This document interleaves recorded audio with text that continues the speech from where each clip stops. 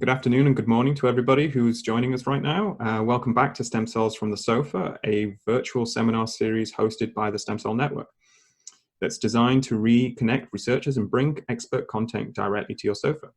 Today we have short talks from the three lead investigators, Dr. Julien Muffat, William Stanford, and Duncan Stewart, who were funded in SCN's COVID-19 Rapid Response Initiative in April.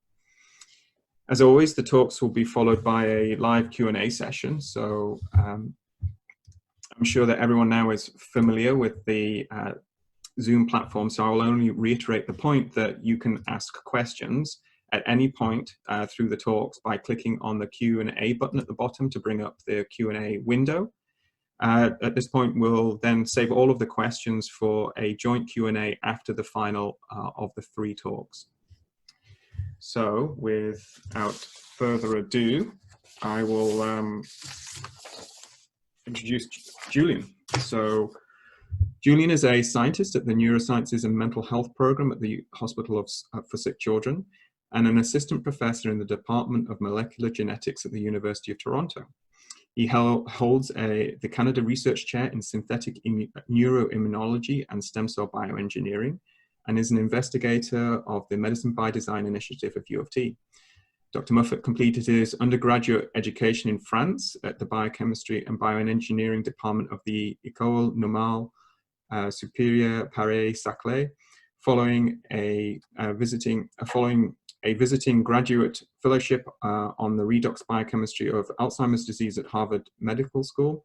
Dr. Muffat received his PhD in molecular and cellular neurosciences from Caltech, where he studied neurological aging under the guidance of Seymour Benzer. He completed his postdoctoral training with Rudolf Janisch at the Whitehead Institute at MIT, where he established an in vitro method of differentiation and a 3D culture of human iPS cells into microglia-like cells to model inflammatory etiologies like in the CNS. He came to Toronto in 2018, where his laboratory studies the interactions of the human nervous and innate immune systems using in vitro approaches. Julien, thank you, welcome, and please take it away. Thank you very much, John. Can you see my screen? Everything's okay? And yeah. Excellent. Thank you for this very kind introduction, and thank you for the opportunity to share our plans. And of course, thank you for Stem Cell Network for supporting this research for this rapid response, which we think is really instrumental and necessary in these difficult times. So my lab is indeed interested in modeling the inflammatory etiologies of multiple different neurological disorders, and in this particular case, the neurological impact of COVID-19 with the stem cell derived cultures that we generate. So for us, glial reactivity actually underlies many neurological disorders, and we work with the understanding that virtually all the different cell types of the brain are really necessary to be studied to understand neurological disorders in general.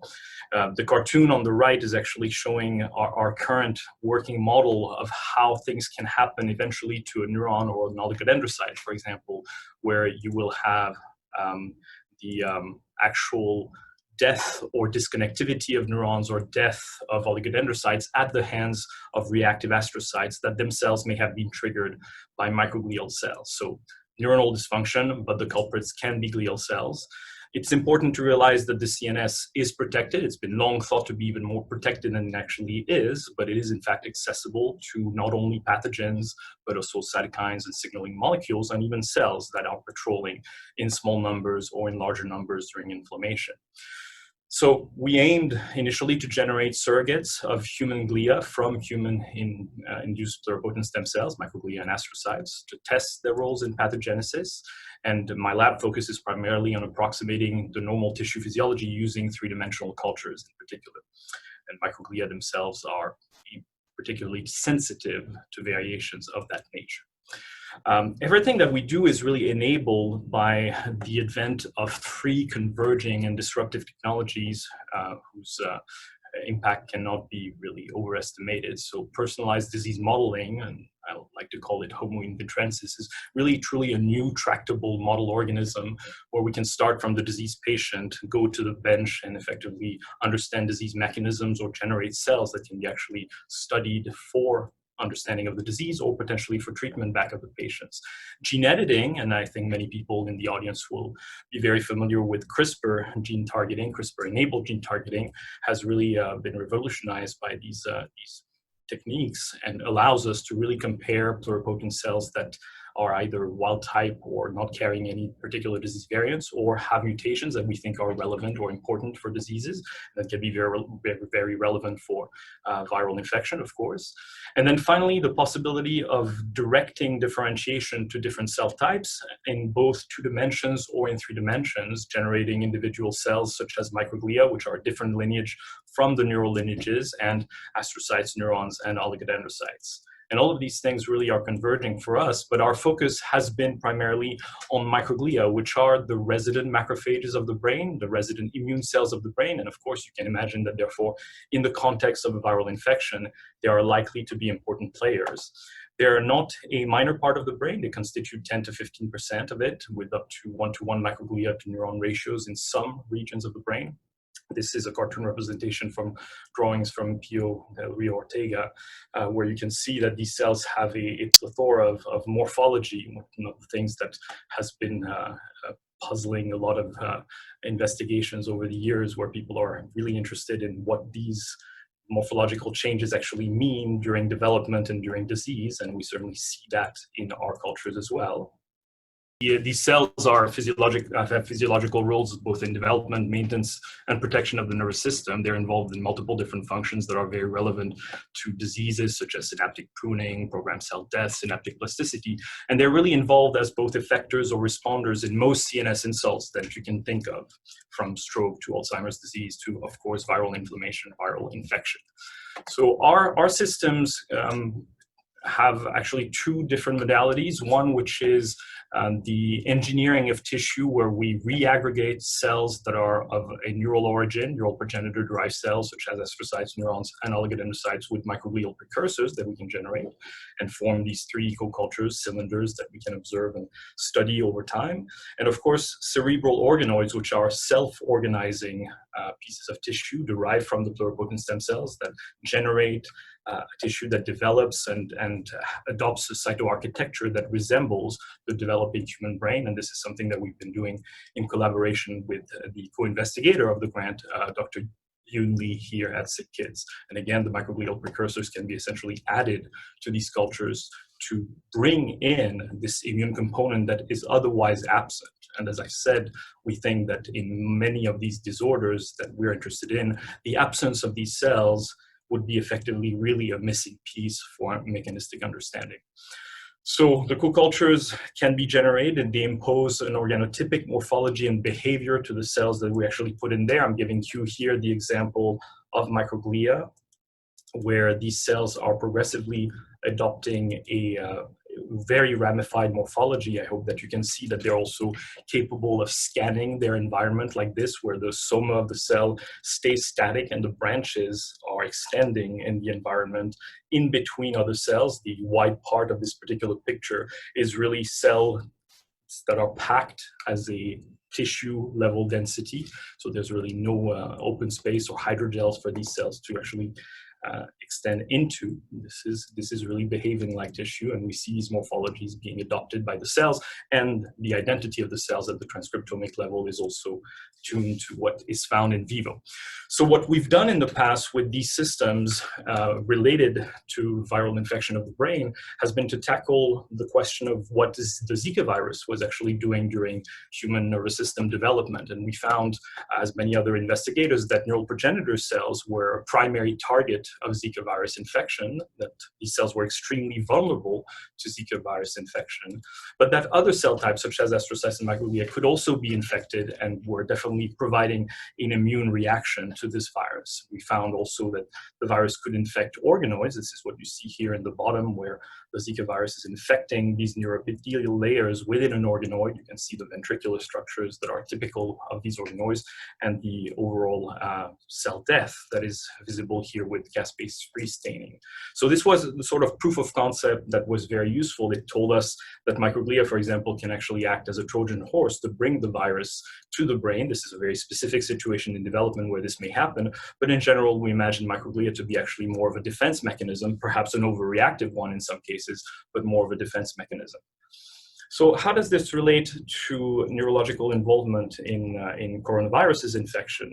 We actually know that there is neurological involvement in multiple coronaviruses infection, and possibly including in COVID-19 and SARS-CoV-2. So brain infections have been observed in SARS-CoV-1 in both a mouse model and in humans in some cases. Neurotropism is known for many other coronaviruses. For example, OC43 has been studied in particular here in Canada. Anosmia and ageusia have been reported early on in COVID-19. I think that there was one of the striking situations that I've noticed from reports from friends and family. My younger brother actually had COVID-19 back in March, and one of the first things that he noticed that was really unusual was his loss of taste, not the loss of smell, which we've all experienced in some cases or others of even cold and flu, but really loss of taste, which is quite striking.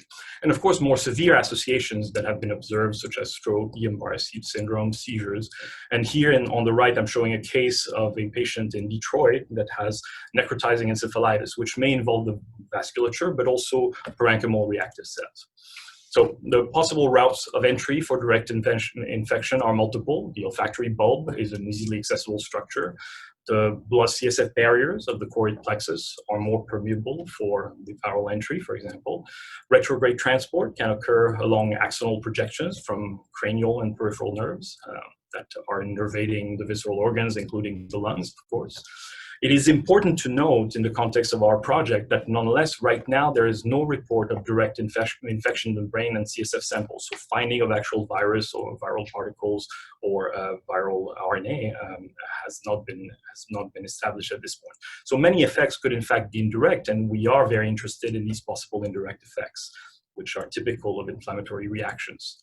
Microglia are macrophages, and macrophages can be targets of the virus in multiple ways. Here is a figure from a review by Akiko Iwasaki that is pointing out that there can be a lot of effects of non-neutralizing antibodies when the immune response is not ideal and the virus is actually not neutralized. It can actually facilitate infections in cells such as macrophages that express FCRs. Direct infection is also possible through receptors that are not the canonical receptors that people think of, such as ACE2, but for example, PSG, basagin, and cathepsins as proteases that will enable infection in many other cell types. So we think that it's very important to study these alternatives as well.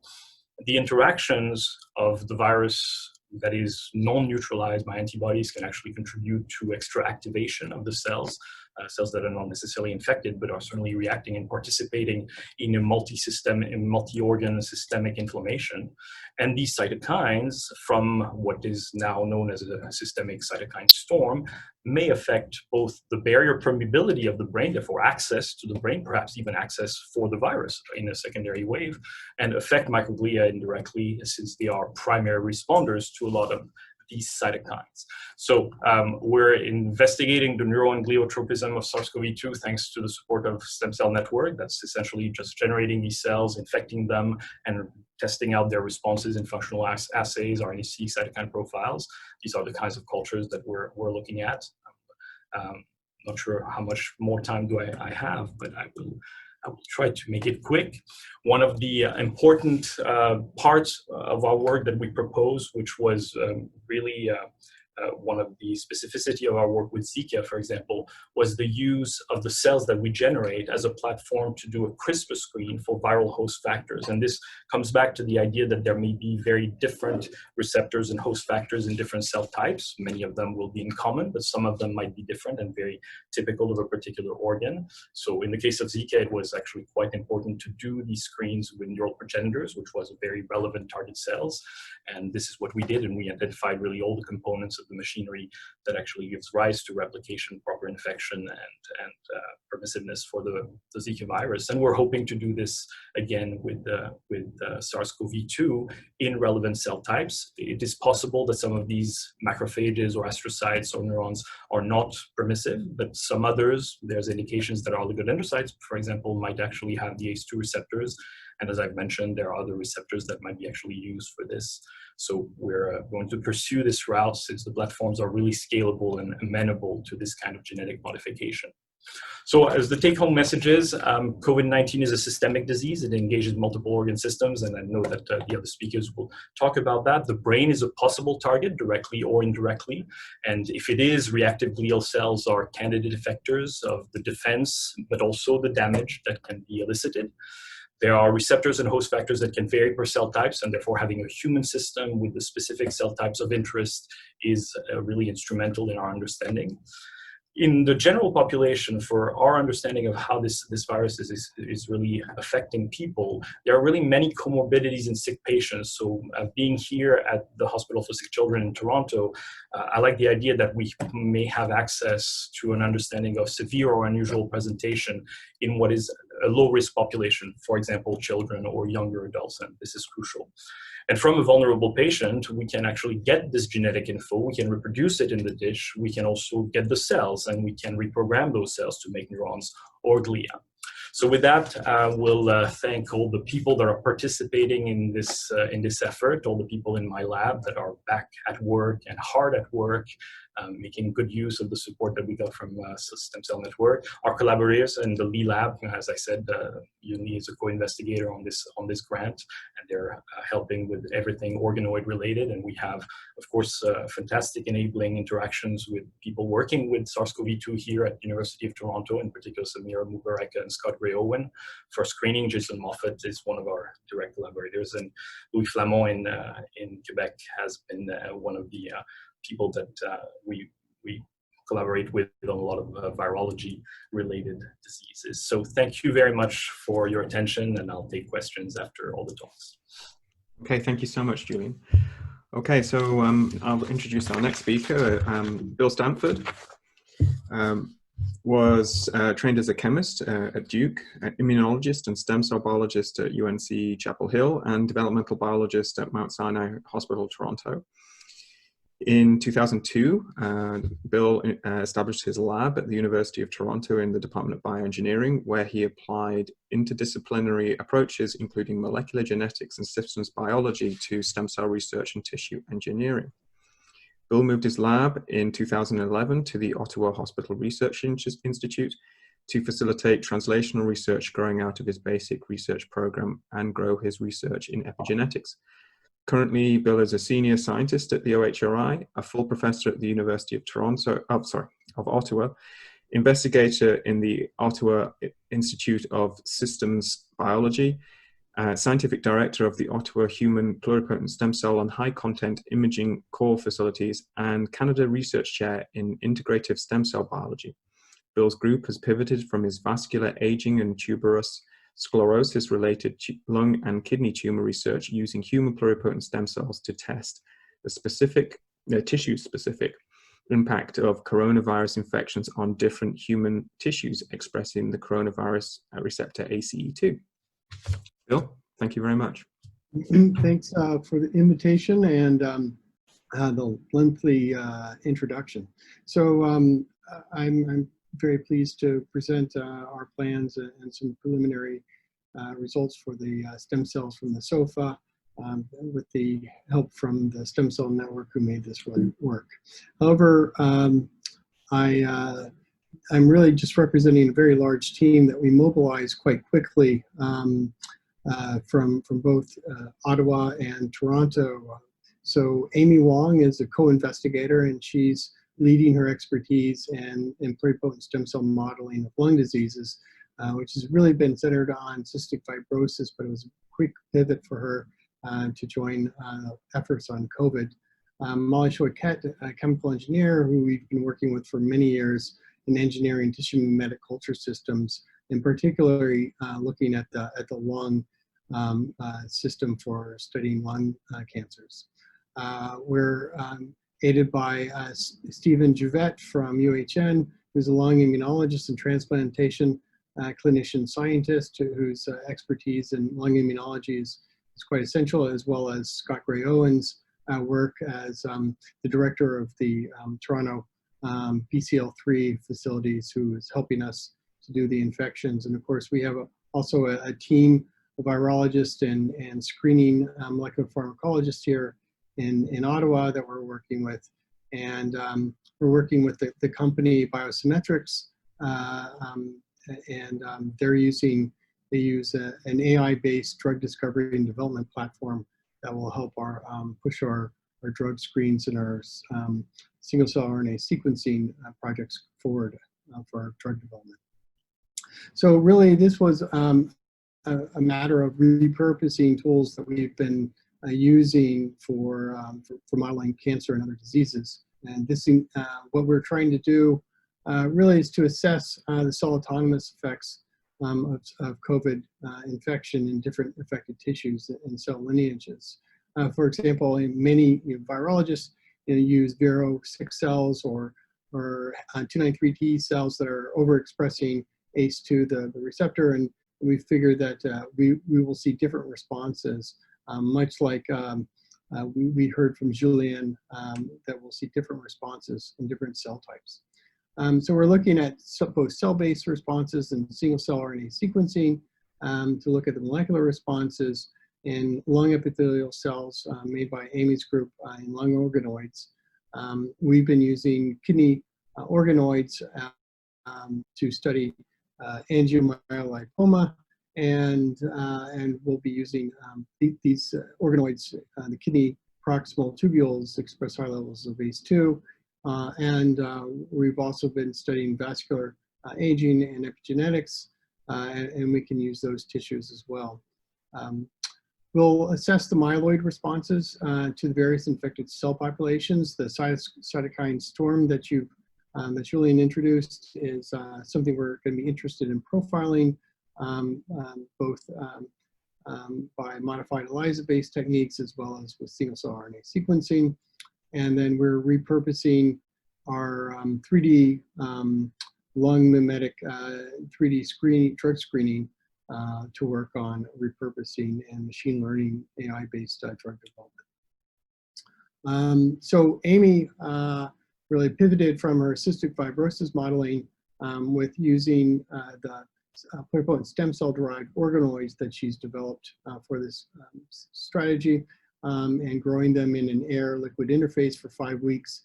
As you can see on the left sheet, these organoids have various cell types within the mature airway epithelial, and she shows that in 5-week-long cultures, she also sees ACE2 expression shown in white in the right hand side. And then, as I mentioned, we've been studying kidney tumors from tuberous sclerosis mutations using pluripotent stem cells.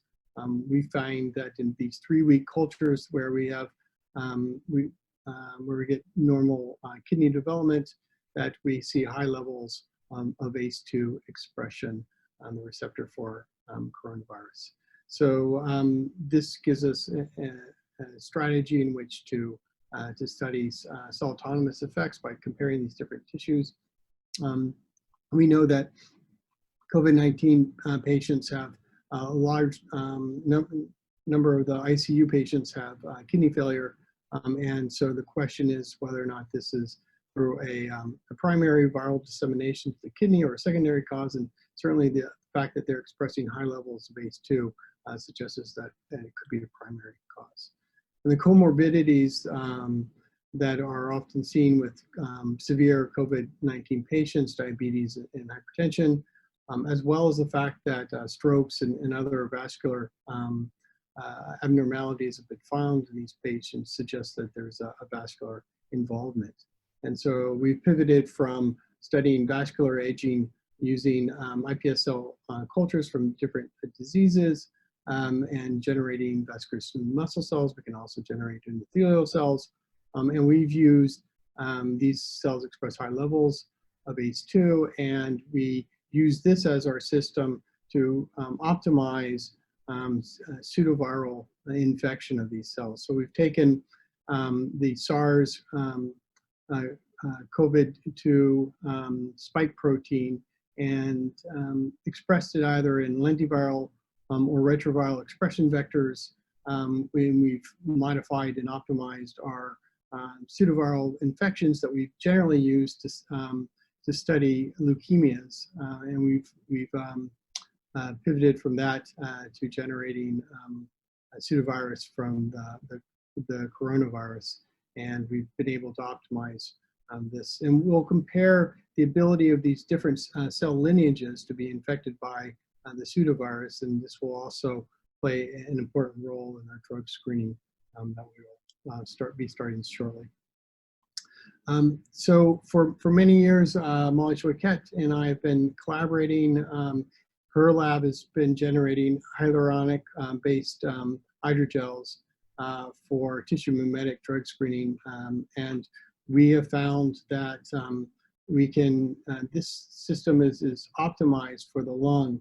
And so we've been able to grow different types of lung cancer in 3D in this. And then we've performed 3D drug screening and have identified drugs that are effective at killing these tumor cells in 3D that are not effective at killing them in 2D. And so we're going to be using this type of drug screening for growing our cells in hydrogels for the drug screening component of this project. And so Molly's lab has tested 3 different types of hydrogels they've developed over the years for different cell types, and has been working on that and then getting cells from Amy Wong, the human lung epithelial cells from the lung organoids, and they found while those cells died in tissue culture polystyrene control dishes, they've been able to grow them in these various hydrogels. And so now we can start to add monocytes, peripheral blood monocytes, and start to add vascular cells and start to develop 3D based strategies for drug screening and for co-culture systems. So, so we've done a fair amount of preliminary data now, and got our systems up and running, and made our pivots, at least at the technical level.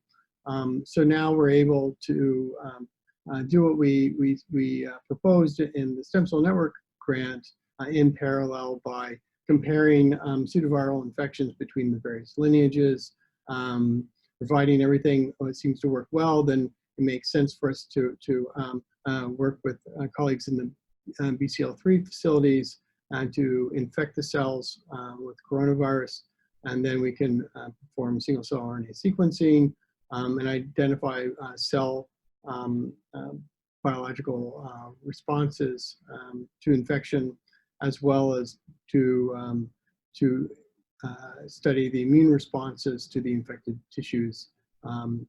And then we'll be doing the drug screening with the spike protein pseudoviral infections, and rather then take the hits from that and use them with the live viral infections in the BCL3 facilities. And again, by combining the hits that we get from the small molecule screens as well as the single cell RNA sequencing, we'll be working with Biosimmetrics to propose which drugs would be best to move forward with.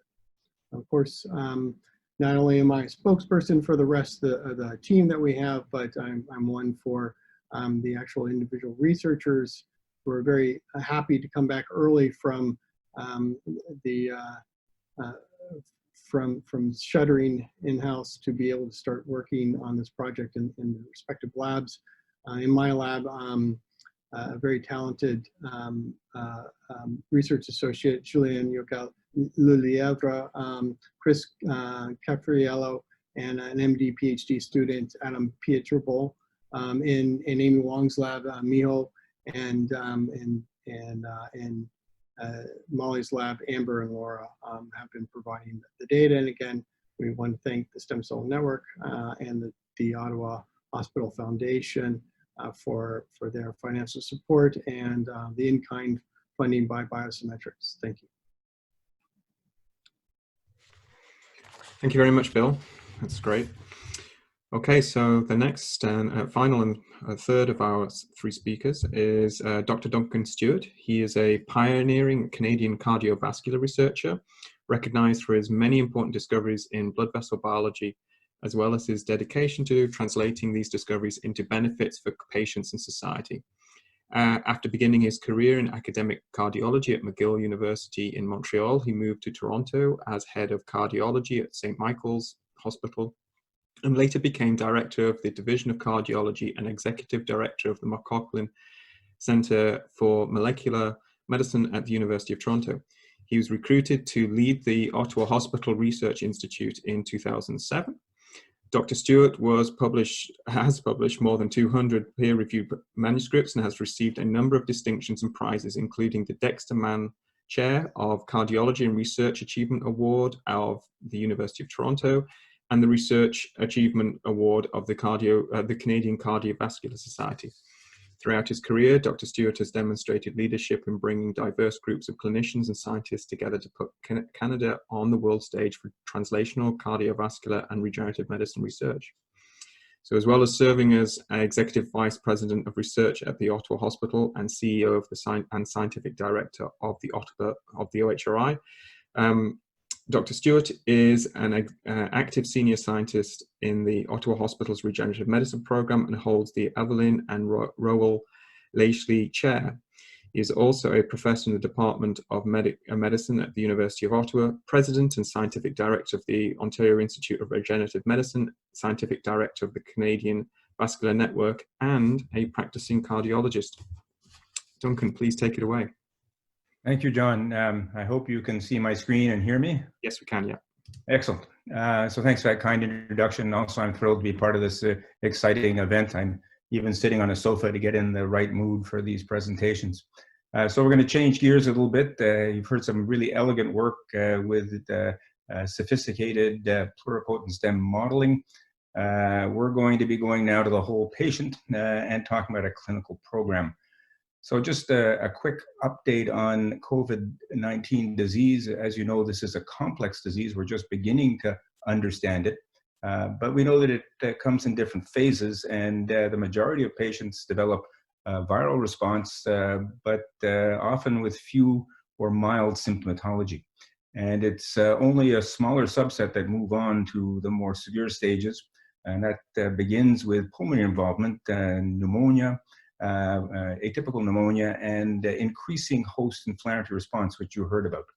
And this results in the classic symptoms of shortness of breath, the hypoxemia, as well as the abnormal chest X-ray and CT patterns. And then finally, a smaller number of patients, 15 or 20%, go on to develop more severe disease, again characterized by a hyperinflammation response to the virus. And this affects the lungs, but also other organs as well, as we've heard. And this is really what causes the primary problem, which is ARDS, or acute adult respiratory distress syndrome, which is the most common reason why these patients enter the ICU, require ventilation, and the most common cause of death. There's also, however, a systemic inflammatory response syndrome, SIRS, which can lead to cardiovascular shock and heart failure. And at this stage, there is tremendous evidence of increase in inflammatory markers, as well as evidence for a disorder of the coagulation system with evidence of abnormal and increased coagulation.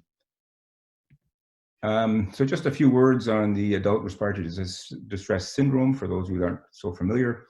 The above two panels here, if you can see my pointer, show the chest X-ray, a normal chest X-ray on the left, and chest X-ray of a COVID-19 SARS patient, and you can see the pulmonary infiltrates, and more easily seen in a CT scan, where you can see these typical quite dense infiltrates, often pleural-based and tinting up in a triangular fashion, looking very much like the pattern for lung infarction or pulmonary infarction.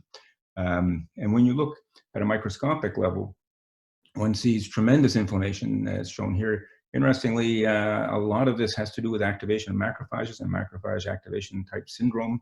At higher power, you can see also an unusual pattern not seen in other ARDS etiologies, where there's a tremendous inflammation at the endothelial level, endothelitis, as well as damage and infarction or necrosis of endothelial cells, as shown in that EM image, leading to a disruption of the normal architecture of the capillaries around the air spaces.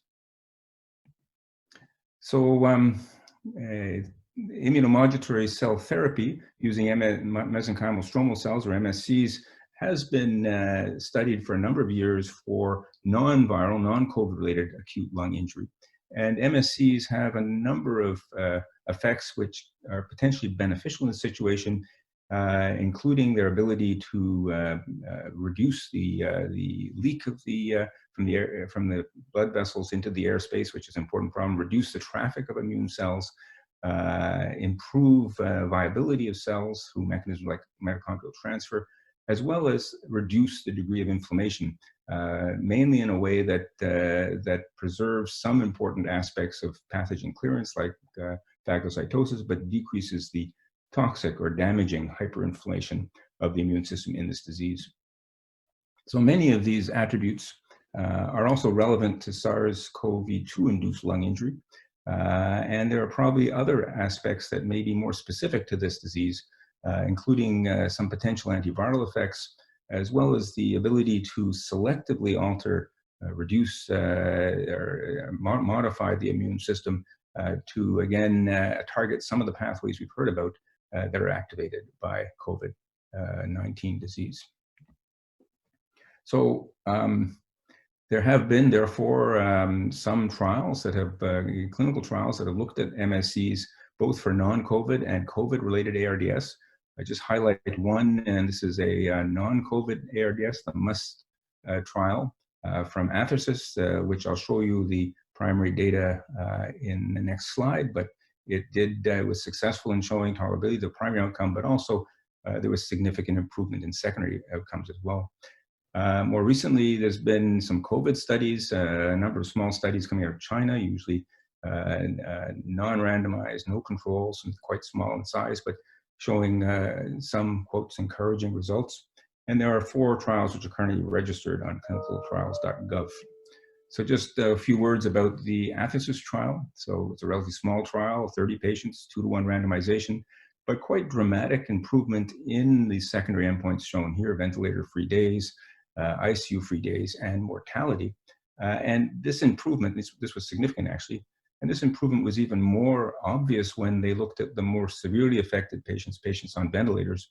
A smaller number of patients, obviously, but a more significant, more obvious benefit, including a 50% improvement in survival. Quite dramatic. And these are just the trials that are registered on clinicaltrials.gov. As shown here, they're larger, randomized controlled trials from 75 to about 400. Most of them are delivering cells intravenously, and the total number of cells being delivered are shown here. The mesoblast trial is using repeated dosing, and I'll get back to that since I think that may be an important strategy. So at OHRI, we've been interested in MSCs in the treatment of ARDS for a number of years, over a decade. We published some of the first data showing that MSCs had important anti-inflammatory effects on reducing cytokine pathways and increasing pathogen clearance in preclinical models of ARDS. And we completed a few years ago a clinical phase 1 trial, a cellular immunotherapy for septic shock, a KISS-1 trial, in which most, if not all, the patients had ARDS as part of their shock picture. And this established a safety of up to 250 million cells delivered as a single dose to patients, but also suggested some efficacy in some sub-studies looking at metabolomics and microRNAs. So the cellular immunotherapy for COVID-19 related ARDS, or the CIRCA-19 trials, are shown here, and it's really a series of 4 trials which are nested. And this was designed to allow us to get going very quickly, establish the safety, and then get into a pivotal randomized multi-center trial shown below. So let me begin with and I should also point out that the first trial was using bone marrow, will use bone marrow derived MSCs, and that was because we did have a within the GMP facility in Ottawa a screened bank of MSCs that were ready to go. However, a very limited number of cells, so we can only complete this small trial, which was designed to establish dose. So it was a dose escalation trial, and then we move into umbilical cord derived MSCs, and a couple of reasons for that. One is these cells. There's quite a bit of evidence to suggest they're more effective and have greater immunomodulatory capacity, but also availability during a pandemic. It may be hard to get volunteers to provide bone marrow, but births will still occur and cords will still be available. So this is the first trial that we're about to start, the CIRCA-19 Vanguard trial. As I said, it's a safety trial looking at multiple dosing of bone marrow MSCs. It's open label dose escalation, 3x3x3 design, with 9 patients receiving 3 repeated unit doses of bone marrow cells over 3 consecutive days. And the panels are shown here, beginning with a unit dose at 25 million cells for a cumulative dose of 75 million, and moving up to panel 3 with 90 million unit dose and a 270 million consecutive dose. So very similar to what we achieved in the KISS trial. The primary objective is to determine the maximal feasible tolerated dose, or MFTD, of MSCs, and this is what we'll use in the further trial. So this will be important to establish that, and a bunch of secondary objectives looking at potential feasibility as well as defining immune outcomes. The next trial is the CIRCA-19 and it's another phase 1 safety trial, because now we switch from bone marrow derived to umbilical cord derived cells. We want to be sure in a small 6-patient trial that maximal feasible tolerated dose established with bone marrow cells also is safe and well tolerated with umbilical cord cells. So that's really the primary objective. And then we'll move on into the run-in trial, so exactly the same design. So if the 6 patients don't show any safety issues, then we'll move on to another 12 patients. And here we're also looking at safety, obviously, but now we have a larger endpoint and number, and we hope to get some early signs of signals for benefit, perhaps in mortality or major morbidity. As well, we're going to be looking at immune monitoring endpoints to help us design better the further trials. And finally, this is the most important trial, the CIRCA-19 randomized control trial, which is a phase 2b efficacy trial. So this will be a multi-center randomized placebo-controlled trial with 2-to-1 randomization, and we have determined that 54 patients would give us the power to show a benefit with MSCs based on the assumptions we've made. 3 sites are involved at this point, but this may increase in the near future. So the Ottawa Hospital with Shane English as the PI, St. Michael's Hospital with Claudia DeSantis, and then the Centre Hospitalier Université de Montréal with Michael Chassé. The primary endpoint of this trial will be ventilator-free days of patients with COVID-19 and ARDS, and a variety of secondary endpoints as well, including mortality and major measures of morbidity, as shown there, biological measures related to systemic inflammation and thrombotic response, and cardiac and other organ injury and endothelial function. And as well, as with all the trials, we'll be looking at the safety of this therapy as an important endpoint. So just a quick word on what the population will look like. So we've harmonized the eligibility criteria for all of these trials. So they will be patients that have documented COVID-19 infection, and they'll also meet the Berlin ARDS criteria that tells us they have the ARDS disease. Age will be greater than 18. Again, they need laboratory, so PCR confirmed SARS-CoV testing. They need to be on invasive mechanical support, so ventilated, and that's less than 72 hours. And they need to meet these criteria in terms of severity of ARDS. We have a few exclusion criteria. We're trying to keep it simple, but certainly pregnant or lactating women will not be included. Active malignancies, another exclusion. Other irreversible diseases where mortality is for 6 months is greater than 50%. If the patient or surrogate or physician is not committed to full support for the patient, and other severe chronic respiratory disease, so that have signs of respiratory failure prior to COVID infection. So key milestones, where are we? So we have our Health Canada approval, we got that May 15th. We have research ethics approval, which we got May 25th. And the first cell product we expect will be ready either next week or the week after. So we're all ready to go. What we don't have right now are patients. Just let me show you the modeling and projections for Ottawa. So again, we want to start the trial in Ottawa because obviously get the kinks out before we move to other centers that may have more patients than we do. You can see the red icon where we are right now. So there are no ventilated patients in the ICUs in Ottawa at this time. So that's good news. So social distancing has worked. However, we do expect this will change. And over the next couple of months, we do expect with these assumptions, some increase in transmission that we'll begin to see again a rise, a second wave. So that's important to keep in mind. And also, this is Ottawa data. We know that there's much more prevalence and much more of an issue in Montreal and even Toronto than we have here in Ottawa. So I think we're well positioned to catch the second wave of COVID and ready to intervene immediately as this problem again recurs in our hospitals and in our intensive cares. And finally, most importantly, I want to thank the people that really did so much work on this. This is the CIRCA-19 Green Team. You can see it's an extensive group of very talented individuals who really worked incredibly hard to pull this together and complete all these aspects of this complicated program and ambitious program. So it's really thanks to all these folks. I won't read them out because we don't have time, but you can see the pictures and read the names. They're a tremendous group of talented colleagues. So thank you very much. I'd be happy to answer any questions in the question period. Okay, thank you so much, Duncan. Very, very good. Okay, so please do ask your questions, and I can present them to the panel of speakers. And so, just to start, and this is a question that's open to all. Maybe I'll start with you, Duncan. How are you responding to the rapid changes that you're seeing in research outputs from COVID-related discoveries? Is this influencing how you're planning to move forward?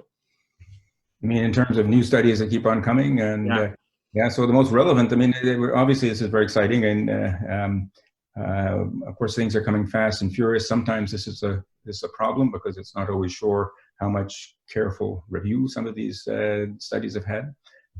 But still, the more we learn, I think the better prepared we are. So a very interesting study came out yesterday, actually, just the press release, and that's on steroids in COVID ARDS, and unlike other forms of ARDS where steroids don't work, apparently there was a substantial improvement in survival in patients that received steroids. Quite remarkable. There were some studies in China using steroids that weren't successful.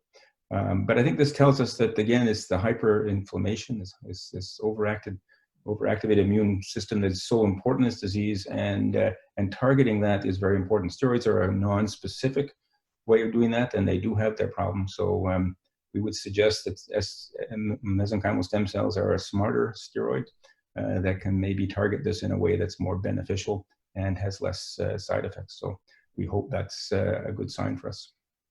So Julien, has there been new insights in the neural world in terms of COVID impacts since you wrote your application? Well, apart from, in fact, some negative results on things that are present in the brain, I haven't seen that much. There's been some reports of alternative approaches or similar approaches to ours that are going in the direction of some cells are infectable. I think neurons, in fact, are infectable, which is quite striking. And again, tells us that just purely basing the predictions on ACE2 content of a cell is difficult to do.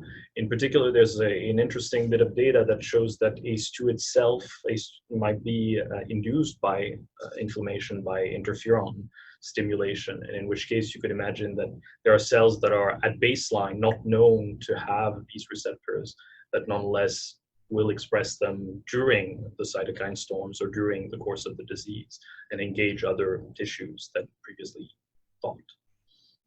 So is it your hypothesis that, that because not every patient gets the neurological symptoms, they're not reported universally. So is your hypothesis that it's the strength of the response systemically, or is there specific genetic components that will lead to individuals having a neurological impact? Yeah, I think that's a big question for a lot of viruses. We're very interested in other situations where a very common virus that doesn't actually cause a major disease, an enterovirus or the flu, will have complications in some patients.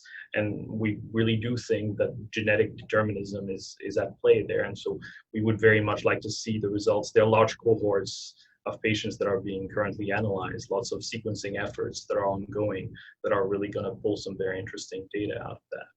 And that's why I was saying that I think that patients that are particularly vulnerable but predicted to be actually a low risk group like pediatric patients or young adults will be very telling.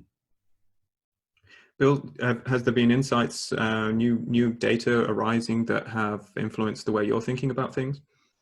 Well, I mean, there's yeah, there's tons of things coming out. So it's yes. For example, kidney wasn't even in our application to the stem cell network. We were already using it, and then once the reports about kidney damage in the ICU came out, and we analyzed some ACE2 expression data and single cell sequencing data from a few years ago as part of the Cell Atlas. We analyzed that data, saw that it was highly expressed in the kidney proximal tubules. We then got the antibody and stained our kidney organoids, and lo and behold, it does express high levels. And so so there's other different tissues and certainly other potentially using the interferon exactly in different cell types. We're trying to follow what's going on, and particularly if we have the tools already at our disposal to adjust our experimental design to incorporate those. And do you also have plans to capture genetic variants within your studies to try and understand why there's such a disparate response from individual to individual? Yeah, that would be, I mean, one thing that we're doing is we're using multiple human ES and human iPS cell clones for this, and we're using the same clones between the different differentiation assays. We're taking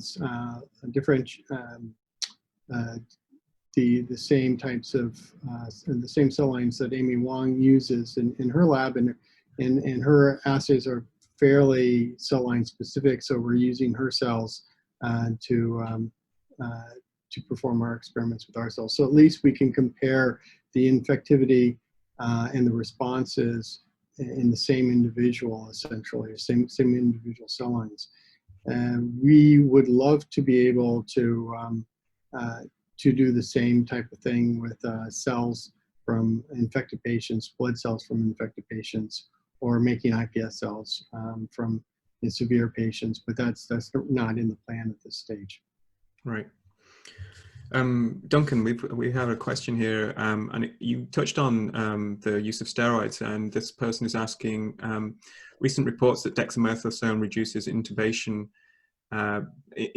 patient deaths by up to 33%. How will this affect your studies? And do you imagine that this is something you could incorporate in the longer term as a combined modality? Yeah, I mean, obviously we haven't seen the data yet, so I mean, it's hard. I don't think practice will change without that data becoming available, and hopefully we'll see that soon. But it sounds very promising. So I imagine if that holds up, then it will be widely adopted. It's so cheap and readily available, so that'll be part of background therapy. So that I think is good for patients because they'll be doing better.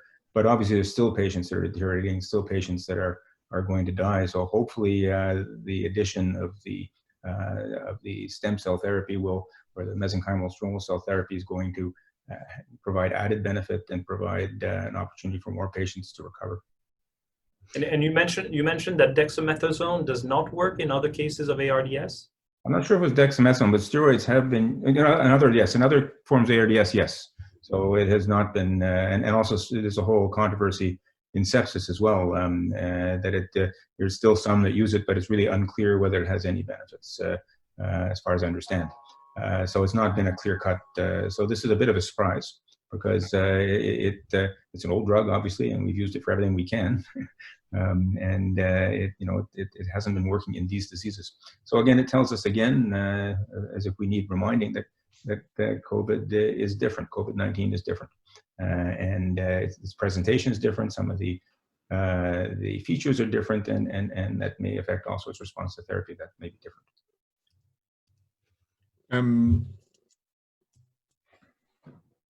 So, Bill, you mentioned, we have another question here. Assuming positive results are reported shortly, do you consider amending your trial to include the arm of combination of dexamethasone plus MSCs? Is that something you would do? Yeah, I don't know we have to amend it because we put all sort of standard therapies as part of it. So if dexamethasone becomes a standard of care therapy, then it will be automatically part of the background therapy our patients will be on. I see. Bill, during your talk, you mentioned the intent to do a drug screen using a sort of a novel approach that you developed with Molly. I know that the libraries for ACE2 inhibitors have been picked over quite extensively during the SARS-1 CoV, the original SARS epidemic. Is there something new that you think that will allow you to discover something there that will impact the ability of the virus to bind ACE2? I mean, as Julien was mentioning, there's certainly co-receptors in different cell types, and so I think there's that. I think just because they were picked over for the SARS-1 doesn't necessarily mean they may not have use in SARS-2 and COVID-19. The other issues that, as I mentioned, we found that developing a tissue mimetic drug screening tools, that we identify drugs that were not identified in conventional small molecule screens. And so based upon that, we hope that we'll find something that will be novel. And even though there were repurposing drugs, we're going to use that in combination with using a drug candidate approach from our single-cell RNA sequencing, and again, working with biometrics to use their machine learning algorithms and predict other drugs that are not in the libraries that we're using that might have more effect. And so working with them, we'll be looking at a larger drug space than just the repurposing. So we have another question in, the immune data suggests that there are at least 3 different immunotypes of patients who make alternative responses to COVID-19 and likely lead to death via 3 different mechanisms. How can we ensure that we'll link the right therapy to the right immunophenotype, and how can this be factored into organoid cultures? And I think this is obviously directed to Julien and you. Yeah, no, those are, where the problem with doing the studies that we're doing is simply we will not have a huge number of patient cell populations to do this. So we could easily miss something that's interesting. So, I think that's certainly a legitimate concern with certainly our strategy, that we're going to miss something. So that's a fair comment. We'd have to expand really the patient immune cell responses and get a larger group of patients to be able, of blood donors to be able to really understand that. And in our case, I have to say we're limited also. I'm not familiar really with the study that is mentioned, but we're focusing on innate immunity, we have macrophages in the system, you can add monocytes in the system, you can certainly look at blood cells from patients. But at this point, even though it's probably feasible, we don't look at adaptive immunity at all, and we don't look at lymphocytes. And these are interactive players, right? This is not something where technically in most tissue, only macrophages are playing a part. The brain is actually interesting in that respect because for as long as the blood-brain barrier is closed or relatively intact, we can actually study things in isolation of what's happening perhaps in the periphery in terms of other cell types. Okay, we're reaching the top of the hour, so I think I'm going to say thank you to you all for sharing your early work and the studies that you're undertaking there. And just before everyone leaves, I'll just quickly give you some heads up on some upcoming events. So in just over 2 weeks' time, on July 2nd, the day after Canada Day, we're excited to host Katie Cockburn, Dr. Katie Cockburn. She's the New York Stem Cell Foundation Druckenmiller postdoctoral fellow in the lab of Dr. Valentino Greco at Yale. Katie will discuss how she's using intravital imaging to answer fundamental questions about epidermal stem cell biology. And also watch out for 2 other upcoming talks. Wednesday, July 15th, we'll be joined by Peter Zanstra, Dr. Peter Zanstra, Director of the Michael Smith Laboratories at UBC. And on Tuesday, July 28th, we will hear from Dr. Bernard Thabot, who's a Senior Scientist at the Regenerative Medicine Program at Ottawa Hospital Research Institute. Registration and details will be available soon for both of these stem cells from the SOFA events. You can already register for Katie's event, so follow those links that you can see there, please. As always, the stem cells from the SOFA talks are posted on SCN's YouTube channel, and you can get updates on upcoming stem cells from the SOFA events and much more by visiting our website, stemcellnetwork.ca, or following Stem Cell Network at Stem Cell Network on Twitter. Thank you, everyone. Thank you very much. Bye-bye. Thank you. Bye.